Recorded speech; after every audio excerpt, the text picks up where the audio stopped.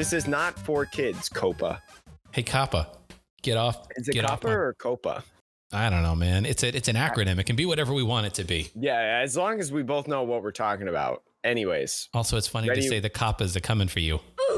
Hello and welcome to the Metapod, a Pokemon TCG podcast revolving around the evolving meta. That is so much harder to say rather than written down. Anyways, my name is Jake. I'm joined by the co-host, the man of the hour, Sean. Sean, how are you doing today? I'm good. I'm good. It's a wonderful day in the neighborhood, if you will. It's just a nice day outside right now, but I am inside. It actually is really inside. I have my window open. It's been beautiful the last couple days, but apparently this week in Indiana, it's supposed to be like stupid hot. So I'm not excited for that. But anyways, we're not weathermen. This is not the weather podcast. This is not the weather, the thunderous pod, the thunder pod, where we talk about thunderous, landorus, and tornadoes. That's the other one. Anyways. We've got a lot of stuff to talk about today. We've got several topics, including the Limitless Invitational that just happened this past weekend. Also, the Players' Cup kickoff, kind of what the Players' Cup has going forward. And then also a topic that I've been seeing a lot lately on Twitter about Burnout. So make sure you stay tuned for the rest to hear everything that you need to know. I guess we can just start with... How do we transition? Yeah, good transitions, segues. This podcast is brought to you by Segways. Always bad. I guess we can start with just the Limitless results. Let's get straight into Limitless. Okay, so the Limitless qualifier, if you do not know, this was specifically labeled as the Limitless Invitational because before this, they had 4 events called the qualifiers where you could play and you racked up points based on how you placed. And then the top 14, correct me if I'm wrong, top 14 players. There was 16 people in the event. I think 2 or 3 got voted in. I think they gave I think it was 2 because Azul made it by points. Exactly. So Luke or Celios Network and then Chip Ritchie or Trainer Chip both made it in. I think Joe, Omnipoke Joe Bernard also got in via voting. Originally, I think it was going to be 12 and 4. And then they just made it 13 and 3. Oh, yeah, because Azul made it in. So then it was 3. Okay, yeah. Anyways, like Sean said, 16 people played. There was a lot of, I thought it was actually a pretty diverse pool. You had 3 Spiritombs in the event, 3 Picarons, 2 Dragapults, 2 Blounds, 2 Zacian combos, 1 Control, 1 ADP, and 1 Lucario Melmetal. So, Sean, what do you think was the most kind of exciting part? Well, I mean, new decks are always the exciting thing, right? I mean, you know, we build the spite, we move the spite, we build the spite, we move the spite. Oh, boy. Tomb Count was the most exciting deck because it was the new deck, right? It's like, it's the new.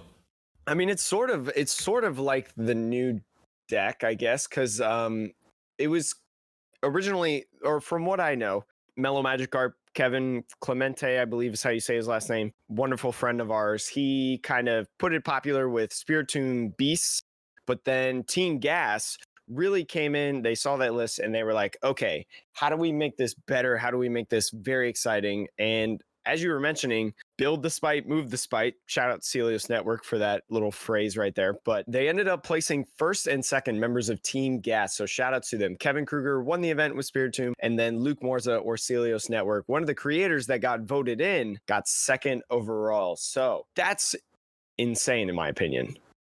Oh yeah. I mean, the fact that there was a mirror match in the finals of this new-ish, you're right, it's not completely new. Like Tomb Beast was catching on a little bit in the weeks before. But like this new iteration of that was a mirror in the finals was just like very unexpected. You know, Combo Zacian was a mirror in the finals in the previous qualifier event. Then before that you had Picarom. So it's sort of like, I don't think anybody thought that the a Spiritomb-based build was necessarily tier 1. And also, like, even though, you know, we talk about how they're on the same team and stuff, they still had different lists. Celios also had the Cryogonal, which I think helped him quite a bit. The Church of Cryogonal. Yes. Especially because Luke, something that I never thought of, because I played Spiritomb Beasts in the 4th qualifier, but something that's really, really cool that Luke was doing that I noticed when I watched his streams He was doing a cryogonal method to where he would move the spite onto cryogonal, and then he would attach a hustle belt onto it and hit a Blacephalon for like a one-hit knockout, I believe, right? Because you have 10 as your base damage, you put on the hustle belt, that's 70 damage, and then with weakness, that's 140, which knocks out a Blown. So to me, that was like mind blown. No Feenies in either list. Busted Feeny is now not busted. No, you're absolutely. This was awesome. That's like a really interesting. Obviously, that strategy takes time to build and move those damage counters over the course of a few turns. But I think it's so unexpected that most players, you don't look at that cryogonal and think to yourself that is on the bench, right, as like an imminent threat the same way that you do maybe the Spiritombs or an Yveltal. It's not a prize, it's not like a prize trade thing where like a Dene or a Choreo would be. So I think people tend to like maybe leave it alone. And I think that's a benefit to it as well. I agree. And also it was actually like really exciting to watch the mirror match. I mean, again, like they're kind of two different. They have both their different tendencies, but the archetype is essentially the same. Watching the mirror match was like insane, especially because they both played the Stadium of Black Market. Now, let's just preface, I don't think anybody knew before the event that Black Market Prism Star was bugged with Zamazenta V. I don't want to place any blame anywhere. Yeah. I think that's pretty clear. Like, the Zamazenta Black Market bug is so niche and specific. Yes. And I don't know if I think about Azul, I'm not entirely sure if he played the Zamazenta for what matchup. I think it helps with Dragapult. But other than that, Zamazenta is really, I don't know, maybe it helps knock off some energy, some speed energies from Pikarom, but Pikarom has so much energy acceleration that it doesn't really matter. I mean, I think it was, I believe I was in his stream for a bit. And I believe I remember him saying that he put it in there for that. Like that was one of the reasons that he put it in. Obviously we mentioned that there's other instances and situations that you want Zamazenta.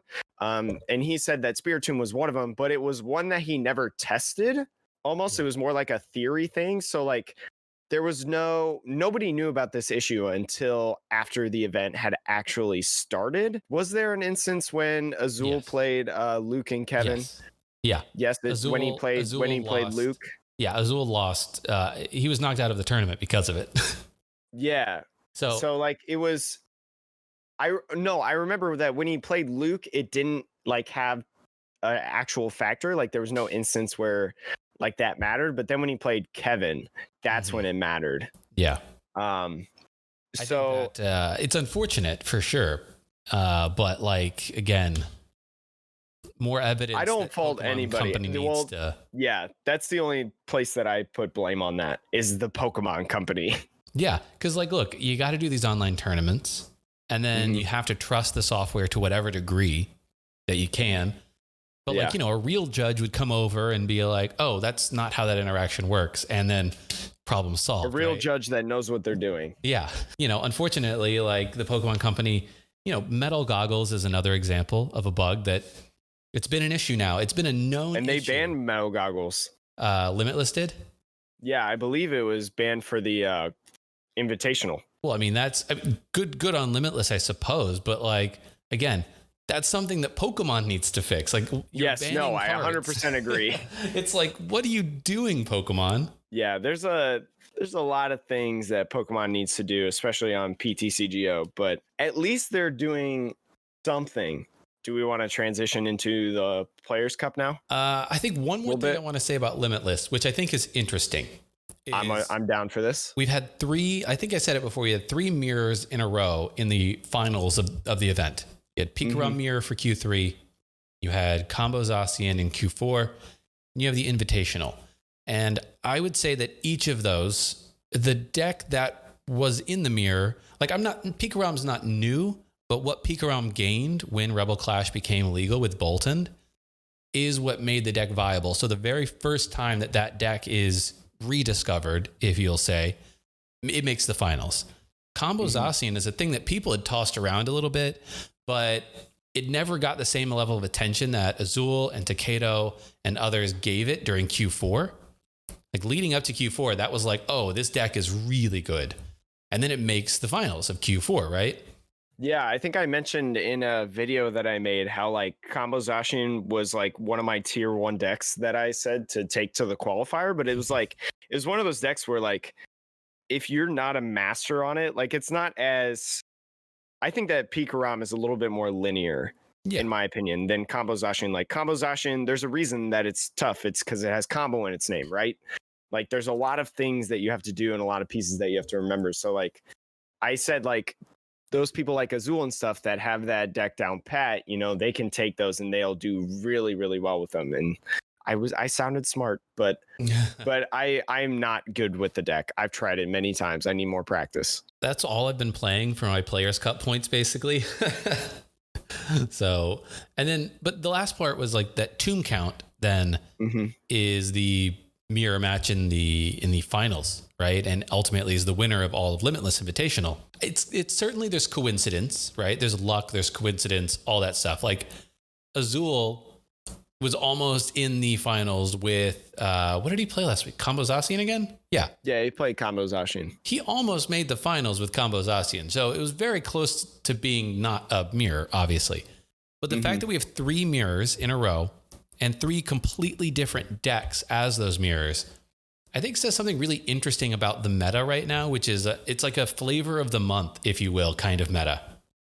That's man, make that the tweet. Make that the. Oh man, that's good. Yeah, anyway, I mean, continue. But that's fascinating, right? And it's funny that Dragapult, of all decks, has not seen success at that level outside of what we can talk about in a second, the Players Cup, right? But like, in current, meta, in like large tournament meta thus far, maybe Dragapult has done well at like the Neopie Open, so I don't want to discredit it there. But like, when is that deck going to have its moment? I don't know. Like, if it doesn't have it now, I don't think it will have that moment. And once Darkness Ablaze launches. I think that Dragapult has been the consistent one, but as the meta evolves and we start to figure more things out, right? Like people have always been teching for Dragapult, right? People, because we knew about all the hype in Japan, people right out of the gates was teching for that matchup and preparing for that matchup. But then you look at like qualifier 3, where Pikaram really excelled. A lot of people were not ready for Pikaram to do what it did in the 3rd qualifier, thus putting it up. Then people started teching for it, people started preparing for it. Like, okay, I need to be able to beat or try to even out my matchup against Pikaram. So the 4th qualifier came around and Combo Zacian, a deck that a lot of people were like, this probably wouldn't win, goes out and it gets the top.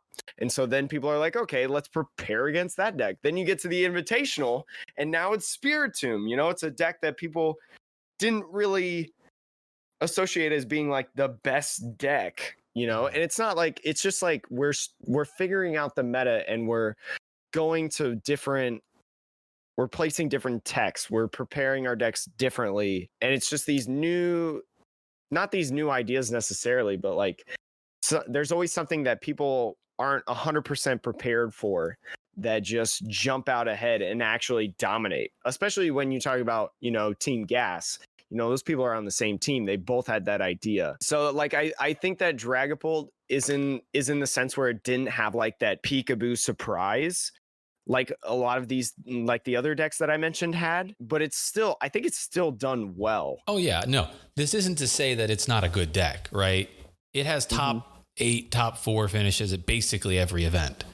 I think the interesting thing is, I think it suffers right now in a weird way. It has the Blacephalon problem, right? Baby Blounds has not won any big event, basically, in as long as I can remember. But it's always a deck that people are like scared of and they hate on or whatever. People don't hate on Dragapult. For. Yeah, but that's the thing, right? We've known about Blacephalon for a while. But yeah, preparing for Blacephalon really is just Marnie, Stamp, Plant. Those are the 3 things you do. And with Dragapult, you have all of these Dragapults, because it's a good deck, that start teching against each other, and then they blow themselves up, with like, oh, I'm gonna put Giratina in mine, and I'm gonna put Crushing Hammers in mine, and then all of a sudden, like, you're in a field of of mirrors that basically is designed to destroy itself.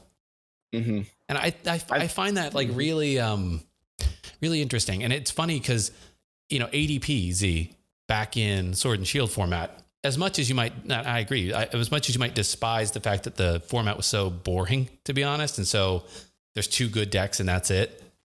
ADPZ did have the target on its back and still managed to win.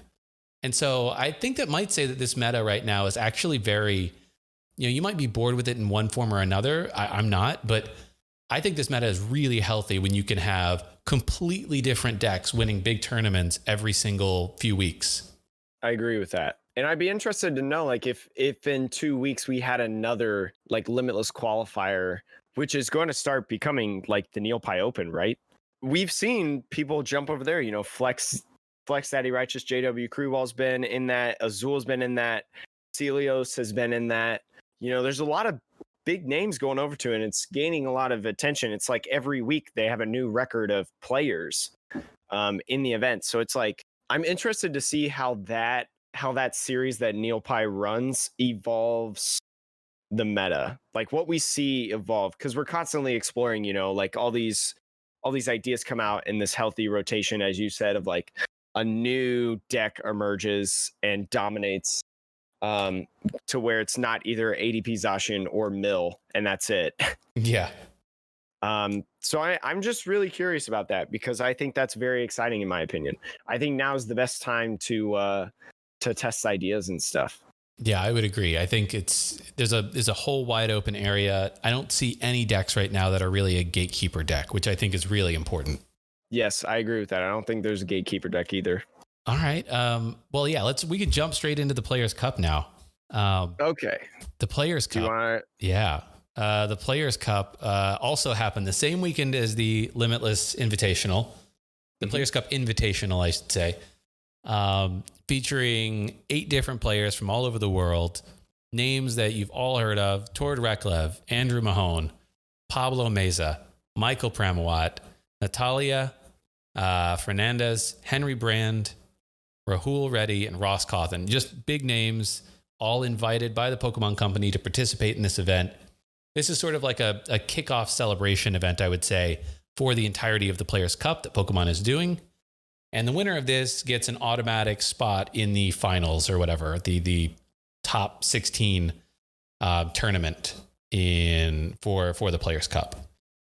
So I really liked how the Players' Cup streams on Saturday and Sunday happened after Limitless was done. I thought that was very neat timing.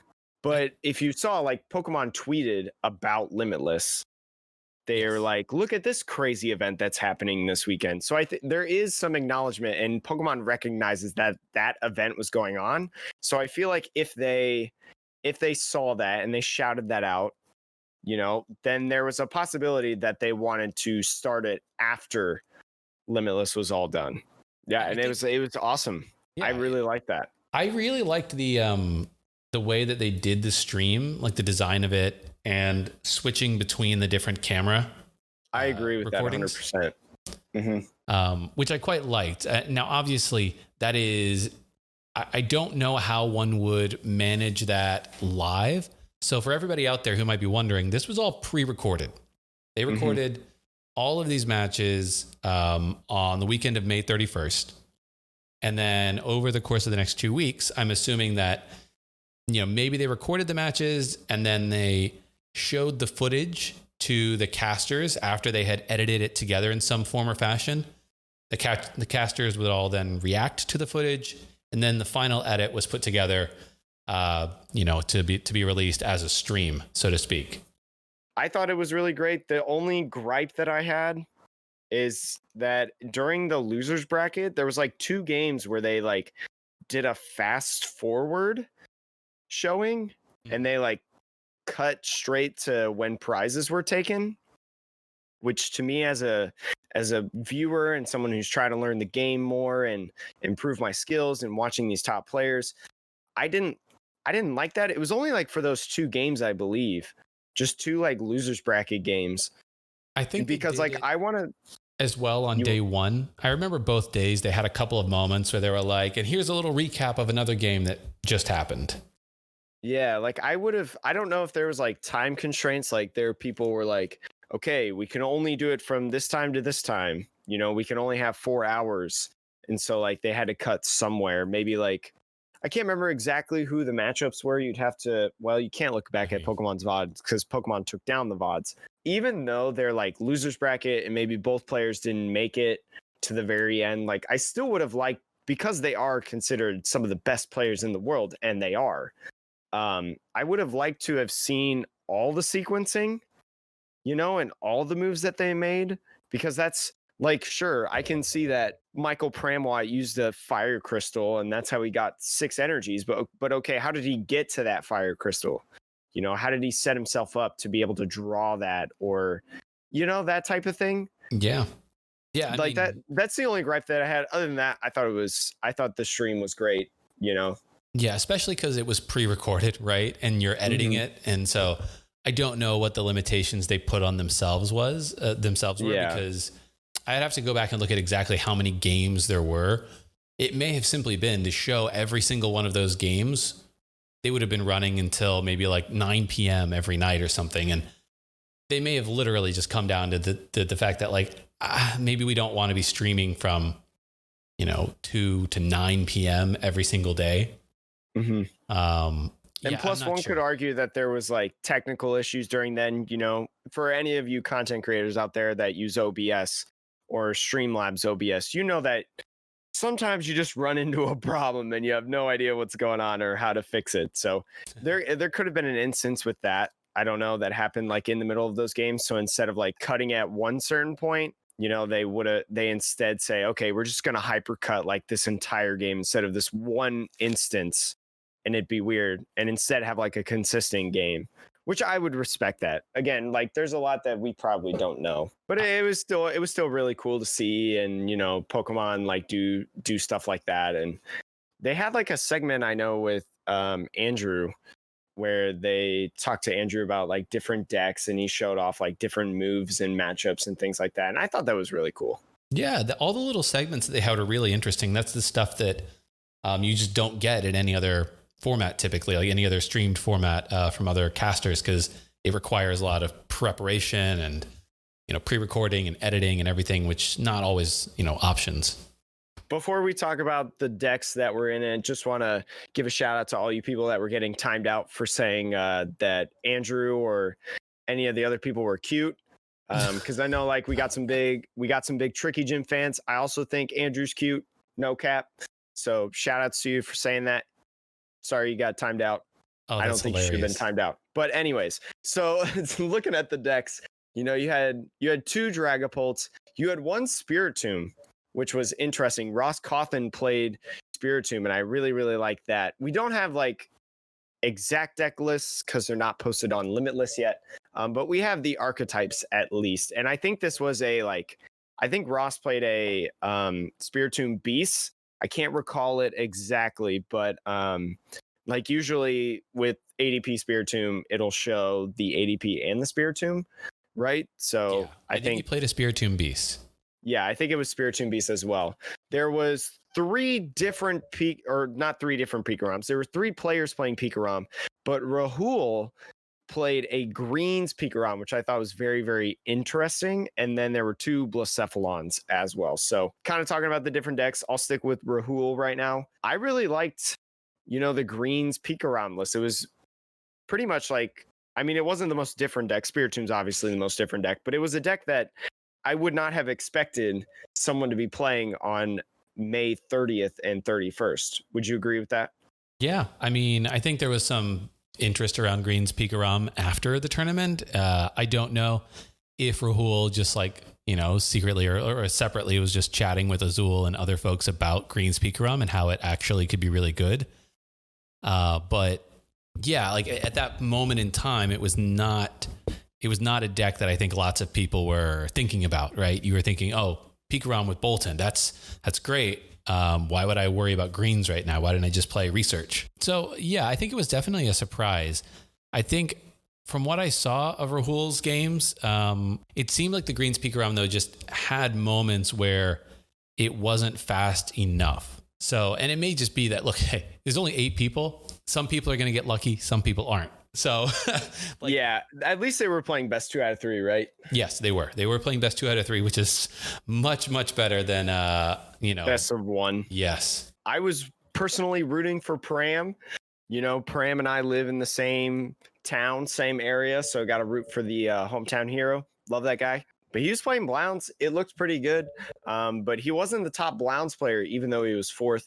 Andrew Mahone, Tricky Jim, bringing in that 2nd place list. Very, very cool, in my opinion. Yeah, I would also say I watched that match with Tord, and oof, that was unfortunate. There was just, he had, I think, a game or two or parts during the games where it was just Blounds doing the thing Blounds does sometimes, which is just not, you're like, you're missing one piece so often. Mm-hmm. Like there was literally one turn where he could have knocked out the Dragapult VMAX to take a win in the 2nd game, I believe it was. And he does all of his, sequencing. Who knows if he could have done anything differently? I can't remember. But what he ends up with in his hand is a way to get 7 energy, which is exactly what he needs. But he has no way to retreat the Jirachi. And it's just like that moment when you're like, it's so heartbreaking to be like, I came back from a reset stamp to get everything I need except a switching card. Those are the moments where, like, Andrew's, I'm sure he's had this happen to him so many times. He's also had it happen on the other side where his opponent doesn't get that. But I think that is a unique thing to Baby Blounds that you just feel for him in that moment to be like, you couldn't just give me that one card that was like in the last 6 cards of my deck. And I think we got to think about too, a lot of people will look at these lists. So like if you look at Tord's list, for example, Tord's list, and I know you had mentioned this before we talked and started the podcast, but you had mentioned that this was almost like an iteration of when we first had Dragapult. So I think it's another great thing to note if you're looking at these lists that this was recorded before the 3rd Limitless qualifier even finished. Yes. So a lot of these people didn't have like the different texts, like the scoop up Mr. Mime. If you it was had recorded that before the 4th Limitless qualifier, I should say. Yes, the 4th Limitless qualifier, but still. But I mean, yeah, still, you're looking at this and this Dragapult VMAX list. If you look at it, it's very straightforward. Obviously, that is, from what we understand, Tord's preference is to be very straightforward, very consistent. He doesn't want to lose because he misses one piece here or there. He would rather, play a game and make his opponent beat him, so to speak, which rather I think is a valid strategy. Himself. Yeah, exactly. So what you see in this deck is it's probably the most stripped down version of Dragapult VMAX that you could build. So, and what we have seen is that Dragapult has sort of evolved over the last 2 weeks. Now, all that said, if you're looking for a Dragapult VMAX list, this is probably the best base you're going to find. Without trying to get like too cheeky. Yes, exactly. With different texts and stuff. Like if you just want to learn how Dragapult runs, you need to figure out like how Dragapult plays. I think this is a very, very good start. I think that's like, I don't know, for the Players' Cup though, in my mind, because it took place several weeks ago, I don't actually think the Players' Cup will have any impact on the meta. I don't think it does either. Which is, it's kind of unfortunate, right? Because you have this official Pokemon event that is supposed to be prestigious, right? This invitational that the best players in the world are playing at. And like, look, it was fun to watch, but I don't think anyone walks away from that event thinking about the meta or any of these decks any differently than they did before. In some ways, I wish Pokemon could have tried to figure out a way to, get, even if it's like get the players, if he recorded this before Rebel Clash came out, right? Get certain players cards before it even launches. And then if this is the first tournament that we see with these types of cards, like that for me, also from like a marketing standpoint, because that's my background, that just makes more sense. I thought it was cool to see like what decks people would choose. I didn't think that Ross was going to pick Spiritomb Beasts after playing so much Spiritomb ADP, kind of made the jump with that, which was kind of cool. Even though he played Spiritomb Beasts in the 4th qualifier, and that's when then he played it again for the the Invitational that he qualified for. So I thought that was kind of cool. All right. Well, I guess moving on from the Players Cup stuff, we're not going to get into the details of the actual Players Cup and all of the challenges there. No, because that's garbage. And you can talk to me privately about that if you want. I will more than happy talk to you. I actually talk about it a lot. I think what we can do is we can have like another little segue. And I think this one we can quickly chat about a thing that you, myself, and Shay from the Slowpoke Well did today. Mm-hmm. So when I was chatting with Jake, when we were thinking about this podcast a few weeks ago, what I wanted to do was figure out ways to make challenges, to challenge ourselves to make weird decks, wacky combinations, whatever you want to call it. And then eventually to get those ideas from all of you out there who might be listening or watching our videos, sort of kickstarted it with the idea of this Sabrina Suggestion Challenge. So if you're not familiar, Sabrina's Suggestion is a supporter. And what it does is when you play it, you look at your opponent's hand and you can play one of the supporters you find there as if you played that card. So it's literally a supporter to play someone else's supporter. Maybe in a vacuum is like, oh, that sounds kind of like a cool idea. But in practice, it's horrific. It's terrible. It doesn't work. So I was like, you know what? Let's make this card the challenge, very first challenge. It's simple enough to where you can slot it into a number of decks. It made for some fun gameplay, at least. So we all had to build a deck that had only 4 supporters, and all of those had to be Sabrina's Suggestion. Everything else was basically whatever you wanted to do. It was awesome. I had fun. So Jake went the route of Zebstrika, which I think was absolutely the right call. Excadrill Zebstrika? Sure. But I mean, let's be frank. Without the Zebstrika, I don't think your Excadrill deck gets off the ground. Excadrill doesn't get off the ground regardless without Zebstrika. So I think that the build that you picked, though, having the Zebstrika being all that draw that you needed was super important to, I'm going to say air quotes, win the challenge. The challenge was who can get the win first. And even honestly, the most wins. Jake definitely would have, wiped the floor with us if we kept playing that. But after a while, we decided to stop. Yeah, I think I played it on stream a little after. I think I went 5 out of 7 or something like that. Oh my God.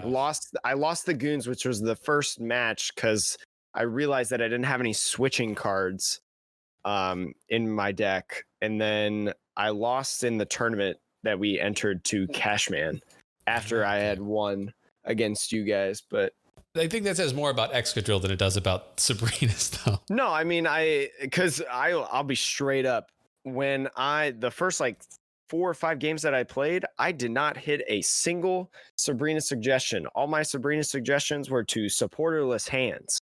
So but when I was thinking about what I should choose last night, because I didn't practice it at all because I waited till the last second like I do with everything else. I was thinking what's a good deck that doesn't really need supporters, and then I thought Go Lurk. Well, we decided in our chat, because if you don't know Golurk from Cosmic Eclipse, I think it is. Not sure, but continue. Either way, there's a Golurk with two colorless energies, and you don't have any supporters in your discard pile. You do 160 damage or something like that. And so I was like, oh, that's a cool deck. But we decided last night, no Golurk. You have to play Sabrina's Suggestion. So I was thinking, I was like, okay, what makes Golurk good without using a supporter? And so I decided Zebstrika. So I was like, what other decks can I use that have Zebstrika that maybe don't need other supporters? And I was like, oh, Excadrill. Just put more ordinary rods in for your Brock's Grit. Just, I don't know, just have a little bit more draw. I put in Acrobikes. It's on my Twitter if anybody wants to see, at Atrocious Jake, shameless plug. But I won. I'm the winner. The 200 IQ, big brain, fun. So we're gonna have to put one in the next challenge that is a little bit less cheesable. So I think we're gonna pick something that has a little bit more weight to what you have to build. But to that point, I think we're calling this whole thing like fever dreams, because basically that's what these challenges are. They're like these crazy ideas that you only We wish think were of good. when you are clearly not thinking straight. So we're calling it fever dreams. And if you have any suggestions, definitely tweet at us at MetapodTCG, or at myself or Jake individually on Twitter. Doesn't matter. Give us your suggestions. I'm excited because I'm a little creative, but I'm not that creative. The idea I think I want to do is the whole idea is peak RNG. So how do you build a deck that has the most randomness in the deck and actually win? Well, actually win, I don't know about that. Well, so I mean, but that's the challenge, right? You have to do well. You can't just build the peak RNG deck and then it doesn't work. Sabrina's didn't work, but you won because you were able to, fulfill the requirements of the challenge and win despite that. Heck yeah. So peak RNG to me is like, all right, you got Dan as a supporter. What else? What other things involve coin flips, right? Like crushing hammer, go burr. Yep, crushing hammer. That's all coin flips. So like anything that requires you to either make a choice, but you don't know what the opponent is choosing, or for Pokemon's RNG, which everyone loves to hate on, to be the deciding factor of you winning and losing games. So that, I think, to me is a challenge that I want to do, is like, can you make every card in your deck essentially RNG every based? Card? Yes. Every card? No way. You can't do that. We have Pokeball, don't we? Flip a coin. Have Pokeball, if heads, search your deck for a Pokemon. Who needs Quick Ball?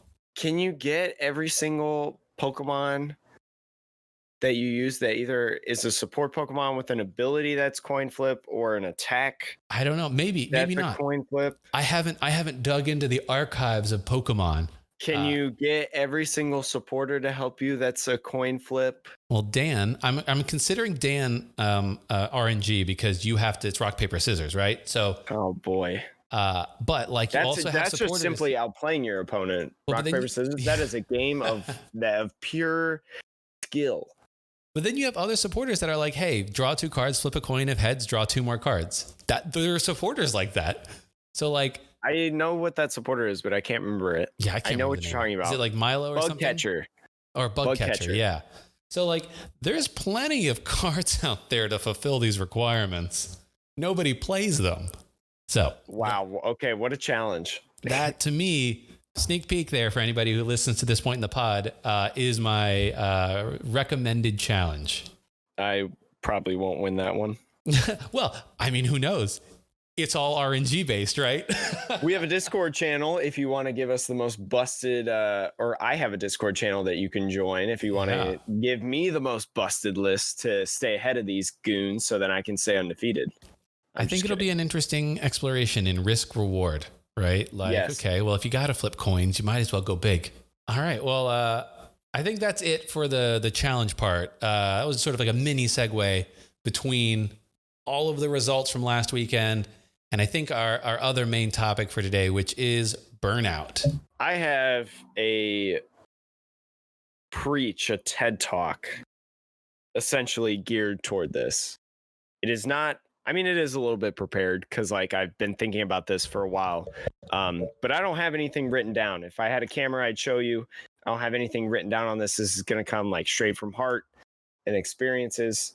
But I've seen a lot of people lately that have been talking about like, I've seen several people quit the TCG. I've seen several people mention like, hey, I don't enjoy this game anymore. Like there's nothing really to play for, like there's no point.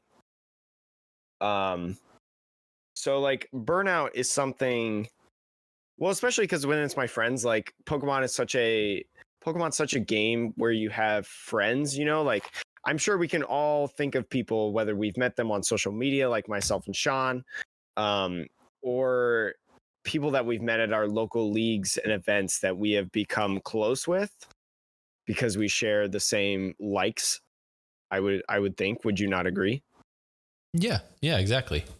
So like you definitely don't want those people to go, right? I mean, even though you can still text them and stuff like that, like you want to have those people at those events and things like that. And it hurts when someone wants to leave the game. For those of you that don't know, I was a collegiate swimmer. I swam for like the first 20 years of my life, dedicated all in. And so like I've been in this experience of like seeing people come, seeing people go in the sport. Well, just for the sake of my own sanity, I'll say that the TCG is a sport because it fulfills the requirements of a definition of sport, where it is a competition. It has rules and you exert some sort of energy. I don't know how many times when I played the TCG that I sweat in my armpits. But to me, that's exerting energy. Anyways, when you look at the TCG and you look at, burnout, a lot of people are burned out because they're going 100 miles an hour and they feel like they don't have a goal to hit. I think obviously the very first thing that you need to do is goals. Goals are a huge part of dedication, drive, especially. So like the reason that Sean and I are continuously producing content in a time that Pokemon is quote unquote dead. The Pokemon TCG is dead, right? Because there's no IRL events and stuff like that. The reason that we keep going is because we want to improve not only just our content, but as like players. Sean, I would assume that you want to win a regional someday, right? I mean, I wouldn't be averse to it, but So like I have goals that like I want to go to a regional. I want to day two a regional. I'm going to be straight up about this. I want to be recognized as a good player rather than a content creator. I want to be that level of like Luke Morza, Celios Network, great guy. We talked about him a couple times already. He's a great player. I don't think people can really argue that. He's a pretty good player. He's also a really good commentator. He is someone that I aspire to be like, right? That's the step that I go towards. That's the goal. So like that's why I continue to grind. I may be on a little bit of a break right now because of the Pokemon DLC coming out, but I'm still like diving into Pokemon content. I'm still staying up to date, like we do this podcast, so I'm like watching the streams, I'm watching different players talk about certain decks, things like that. But I think like a really good first thing to avoid burnout is breaks. Now, kind of comparing it to my life in terms of sport, I think this is a really good comparison. In swimming, you essentially swim all year, but you only do competitions during a certain part of the year. Basically, anytime, except if you're at the Olympic level, anytime that's not the summer. Big time swim meets, going to competitions, traveling far away. So the summer is really meant to like take a break from those big events to either A, you can just not do it at all, which is a totally valid thing, right? You can just not do it at all. That's fine. Just might be a little bit rusty when you come back. But kind of like resetting your mind, your body, your spirit, or you can take that time to fine tune things. So in swimming, a lot of the times the summer would be more geared towards fine tuning, whether that's my technique in the actual act of swimming or like going into the weight room, trying to gear my summer to building bulk, building some muscle, taking a break from just constantly grinding out competitions, constantly grinding games is a huge thing in my mind that maybe a lot of people don't see in the Pokemon trading card game. Because like Sean, I think you can agree, even though we both haven't been playing that long and it's like the end of our rookie season, like Pokemon without a pandemic, without a worldwide pandemic is like a constant year thing, right? Yeah. I mean, there's like events every single month, cups reset, league challenges reset. Regionals. Yeah, even after like Worlds, in like the next week, you can go to a challenge and you can go to a cup.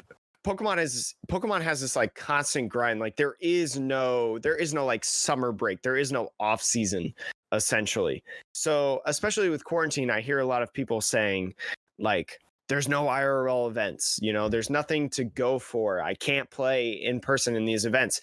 And I'm not saying that your feelings are invalid. I'm not saying that that because you feel like you hate that this pandemic is going on, that you can't feel like I totally understand what it feels like to be like lost, essentially.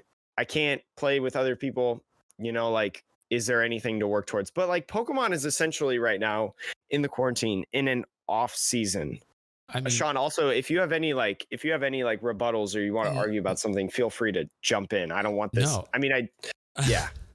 I mean, what I would really have to add to this is just, for me, I think taking a break as you need or as you want is important. I agree. I think the idea of having a goal right now, we don't know when the next season is going to start because, let's be frank. Pokemon said that it was like August 28th, events will start back up again. Oh, did they? When did they? I mean, I guess that's like, I'm pretty sure that has been announced. Oh. This may be like a time where I fact check myself. Yeah, I haven't heard that. I know that that's when Worlds was supposed to be, and that's technically when the next season is supposed to start, but there's no indication.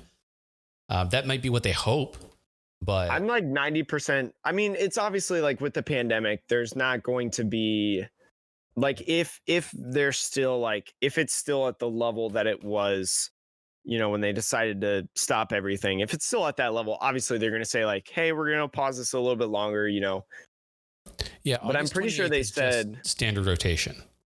Yeah, it's the end of rotation, and it's when we can at least look forward to events again. But like, I'm pretty sure that they came out and said like, after like when Worlds was supposed to happen, they were going to.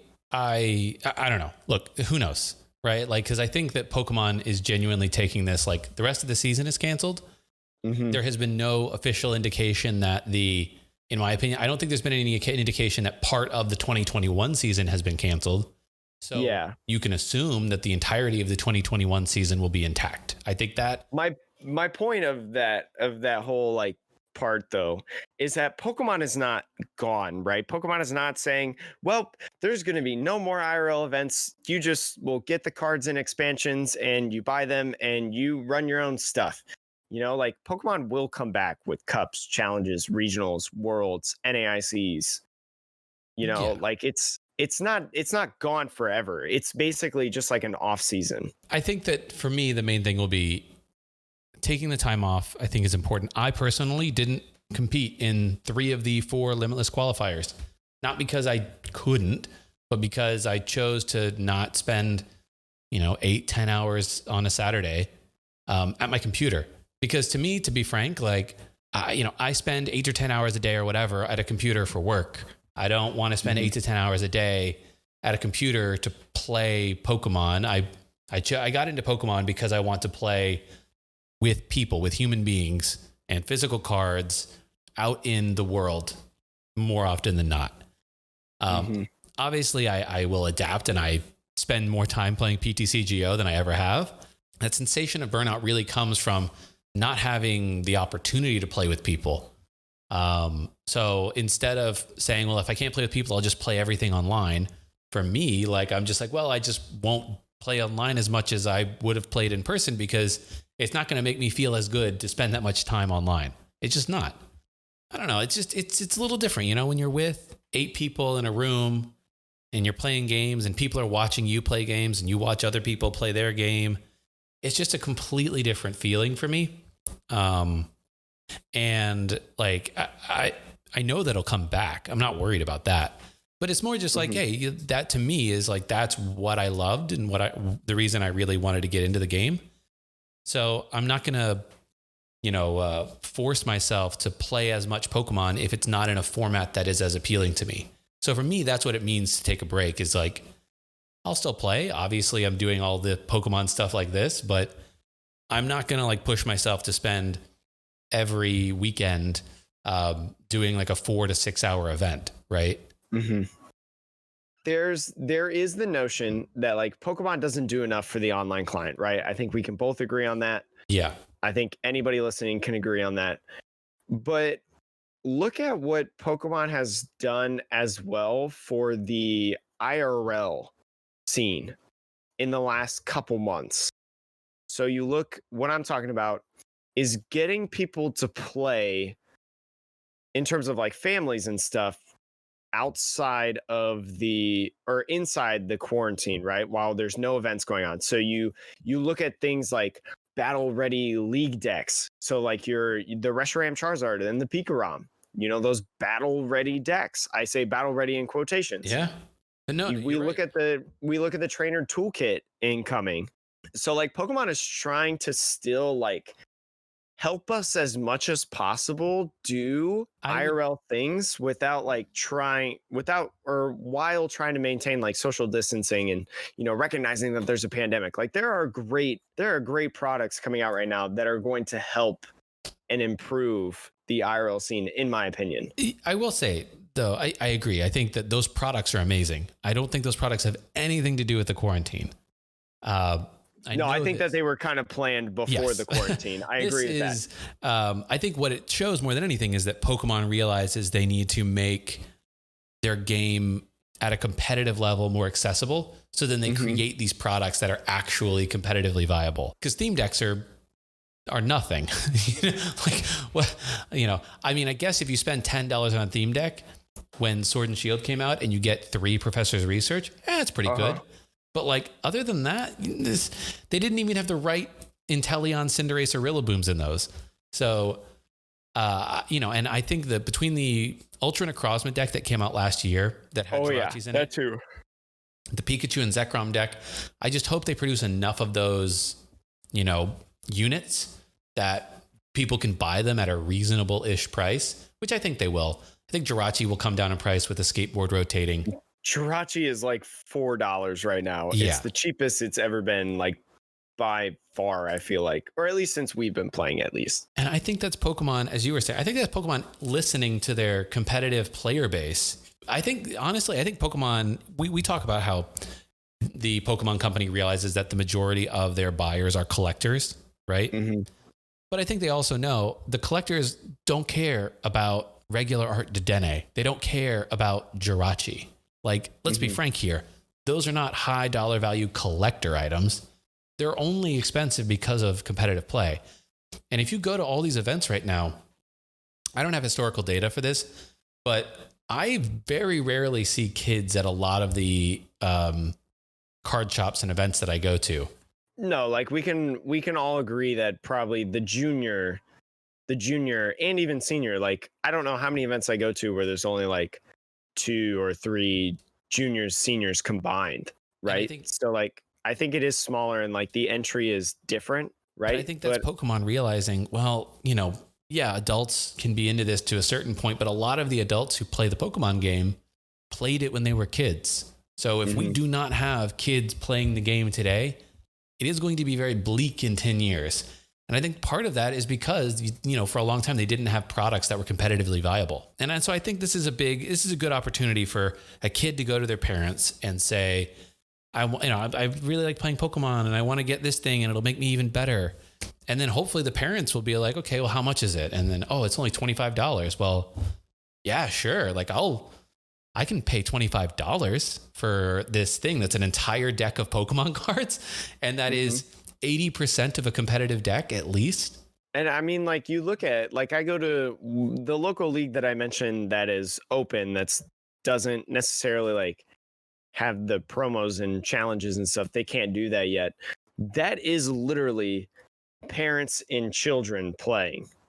Like it is parents and children that have invested in the card game now and are learning the card game and the different nuances. And a lot of them don't know like the limitless qualifiers and the big time events, but they know the rules. They're slowly, it's like every time I go, like they get a little bit better. Somebody's got a little bit better of a deck. They're there to learn and to have fun. And there was a kid that I actually directed like my Twitter to get into the Neopie Open because he was like, hey, I know that you play competitively. I know that you participate in these events and you indulge in a lot of Pokemon content. How do I do that? And so I like directed him to all that stuff. So if he's listening, he knows who he is. Anyways, shout outs to you. People complain about like Pokemon not doing anything for PTCGO client. And that's true. There's not a lot that is being done. There is maintenance coming out tomorrow, I think it was. I literally saw a tweet as we were. I saw it on the client this morning. Yeah, game maintenance on PTCGO tomorrow. Will it fix anything? That's the tweet that I saw. I don't know. Again, we talked about like the majority of people that buy Pokemon cards are collectors. I think that you have that circle, and then inside that circle are the IRL players, and then I think inside that circle are the PTCGO players, right? Yeah, I would think. Yeah, I think that the PTCGO is the smallest Yeah. group. I don't have any numbers to back that up, but I just feel like that's the case. I feel like that's the case, that PTCGO is a smaller group. So it's good that Pokemon is now, like we mentioned, now they're pushing out like all these competitive products, right? They're pushing out all these different, things to help you get ready to actually like have good decks, and you can learn how to play with those good decks, and you can become a better player and start joining like your cups and challenges and local leagues and stuff. And so the next step is something like starting this Players Cup. I bag on the Players Cup. I shit on the Players Cup a lot because it's bad. But this is something. This is something that they're doing. Like, they took the time to actually do something. It may suck, but you look at the I always blank on the company that's like in charge of the client in terms of making the client. It's like stuff. it's outsourced to some other like development company. But like, I don't think Pokemon has started giving them that much yet. Like, I think that company is kind of limited to what Pokemon is giving them. I think I mentioned that on Flow TCast when I was on their podcast. Mm-hmm. But soon, I think Pokemon is going to start putting more into the Pokemon trading card game online. I don't think that this update tomorrow is going to be an entire revamp of the game. But I think that this Players Cup is a huge step in the direction to Pokemon doing stuff for PTCGO, because they're already starting to trickle inside to the center. I think who knows what they're going to do with the client. I think obviously they're going to see that usage of the client went up. I don't know how they, from an ROI standpoint, now we're getting into the business of all this, but like, I don't know how they value PTCGO from an ROI standpoint, because they only make money from code cards, and code cards are only sold for them through individual packs.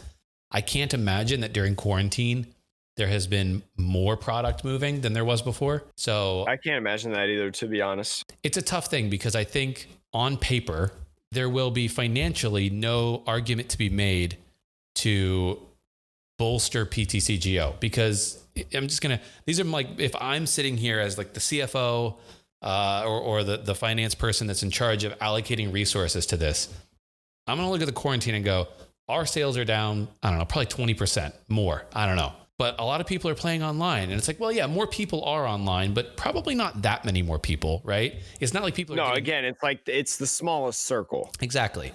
So more people are online. So yeah, that's one bonus.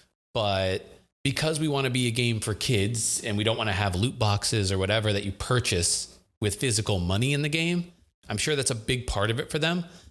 They have to keep selling code cards. So it's like, to do that, we really need to push sales of our physical product. That in itself is a loot box. Anyways, back to the conversation. No, but I mean, it's, parents and regulators, they have accepted the notion of a physical loot box in the way that they have not accepted the notion of a digital loot box.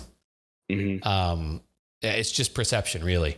So you think about all those things, and then, if I'm there, I'm like, I can't prove that putting another, I don't know, 100,000 million, I don't know how much money it would cost to update the client properly, but probably millions of dollars in man hours at minimum to update it properly. So you're sitting there like, okay, well, that's not really a ton of money for the Pokemon company, but for the line item that is PTCGO, that's probably a significant investment. How do I know that this is going to be worth it? Right? Like, I think that's the problem they run into. And with the Players Cup, I agree.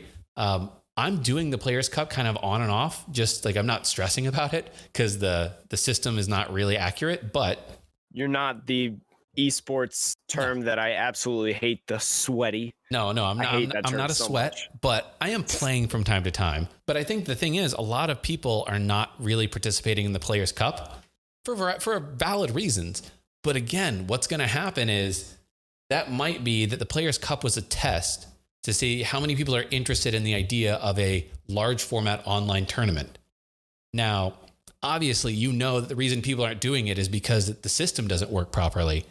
But who knows what management at Pokemon is going to say if you're like, hey, we did this test. How many people really participated? Well, we did see a lot more tickets being spent, but in total, only, if you look at the tournament rep leaderboard, like as of like a week ago or a few days ago, do you know how many people have at least 1 point, which means how many people competed in a tournament rep event globally. 1,000? 8,000 people. 8,000. That's a lot more than I thought. No, that's nothing. A company as big as Pokemon, can you imagine if you only sold 8,000 units of the new Pokemon Sword or Shield DLC? Okay, I gotcha. Sorry. No, that's my point. Like, so, you think about these numbers, and these are tiny numbers. An 8,000 person monthly active player base, basically, for tournaments is awful. And then you start getting into the notion that the leaderboard doesn't even work right. Well, yeah, I mean, but that's the thing, right? Like, there's really 10,000 people. The point is like, you're not going to get orders of magnitude more participation by fixing the leaderboard. And so it comes down to, it genuinely just comes down to, are they willing to make the investment, not knowing if that will drive more usage? Because they have no way of proving that out now. They have to take a leap of faith if they're going to make this thing right. But I don't know from an internal perspective if the Pokemon company is that kind of company. But that's my cynical business-minded view. I don't know. It's like, although like right now just sucks overall. We got the pandemic. We got no IRL Pokemon events. I do think there's a light at the end of the tunnel. Especially because Pokemon shouted out Limitless. I don't know if I mentioned this earlier. Oh yeah. Or if I just mentioned it when we were talking either before the podcast or on stream or whatever. But Limitless, or Pokemon, has noticed us. I think that they're very aware of how the player base feels of certain things. And I think the update will tell a lot if like the bugs are fixed for at least like metal goggles. So we've been talking about that for a couple of weeks. Maybe not black market, because that was just brought up like yesterday. But in terms of the metal goggles, one that we've been talking about for weeks, Pokemon shouted out Limitless and was like, "Hey, go to this event." I think that their social media team is pretty aware of like what's going on. I think that it would vastly surprise me if they do not know that a lot of the community, especially like your competitive players, at least the people that I follow, do not like the Players Cup. Oh yeah, no. And the problems that they have, especially when you talk about Azul, one of the biggest named players in the game, made a really good video about it. And you have other creators like Celios that have talked about it. And just like a lot of people talking about it, right? Just overall, it would be a very big surprise if nobody on the media team or anybody that is in control or has some capacity of the trading card game does not know that. Oh yeah, they know. The player base is pissed, essentially. There is no doubt in my mind that they are very, very aware. But again, I think it just comes down to, just because you know that something is wrong doesn't mean you feel the need to fix it. Yeah, I agree. I think the Players Cup as it stands now, the way that you qualify, I think if you fix the tournament rep system, they've gotten enough tickets where I think they know. If they can fix that, I think that's all they can do. But the question will be, do they come up with a different thing, like a new other tournament, another option after June? So like we have June, which is like the qualifying period, and then like July is the actual tournament. Yeah. Doesn't it like bleed into August a little bit? Yeah. You have like the 256 person tournament that gets whittled down to like the top 4 or whatever from each region. And then there's another tournament that happens after that in August. I guess maybe they're prepared to do something if like the pandemic is extended and they can't do like cups, challenges, regionals. They can't like permit those yet. Yeah. I mean, I would be surprised. That's my holdout of like, this is Players Cup was the first step, and we'll see how it goes. But anyways, I think that is, we've gone far beyond the burnout point. Yeah. What we started like talking about just everything else in general, but that's okay because we evolve. Yeah. The conversation on the Metapod. The conversation evolves on the Metapod. To everybody out there who's listening, thanks again for listening. Thanks for all the support on the first episode as well. Let us know any thoughts you might have, discussion topics for next time. And just shout out us on Twitter at MetapodTCG or at either of our individual handles. And you can catch me on my YouTube. You can catch Jake on Twitch. All of those links will be in the show notes. Yeah, thank you everybody again for listening. Wait, shout out real Yes. quick. Can I do a shout out? Shout out. Well, it's really two. One, Axel, doing really well in the Limitless Qualifier. Shout outs to you in the Invitational. He's one of my community members on Twitch. So like shout outs to him. Great kid. Talked to him like once or twice when they stop by. But also, I'm doing a fundraiser for the LGBTQ Freedom Fund right now, charity fundraiser, where all proceeds are going over there. We just rotated items, so now we have shirts and mouse pads on sale. Next week we'll have hoodies. Really cool design. There's like 9 different designs. Sean, you bought something? I got a sticker. Yes, and like it's pretty cool. All proceeds that I would be getting are going over there. So I have a personal goal to sell at least 10 items. We're at 7 right now. I haven't bought my item yet, but I will before this is over. I just need like one more paycheck first. But if you're in that same boat and you go to the site that I have for the fundraiser and you check that out on Stream Elements, but you're like me where you're like, oh, I need one more paycheck first and I'm going to miss some stuff. Send me a message. The like last week, so like let me pull up the calendar. The last week, so like June 28th to July 4th, that week will be like what everybody needs in terms of last second because of like living paycheck to paycheck like I am currently right now. So like shout outs to you again. All proceeds going to the LGBTQ Freedom Fund. ELE, love everybody, love everybody. Love your neighbor, regardless of gender, sexuality, ethnicity, race, what color hat they wear. Yes. Whatever. Yeah. Support that cause. Head to Jake's Twitch channel for all of those details. You will talk about it more on your Twitch streams as well. Yeah, I talk about it a lot. But yeah, get the merch. It's awesome. Really good designs. Yeah, I think that's going to do it. Thank you everybody for listening. And yeah, we will catch you in another episode of Metapod.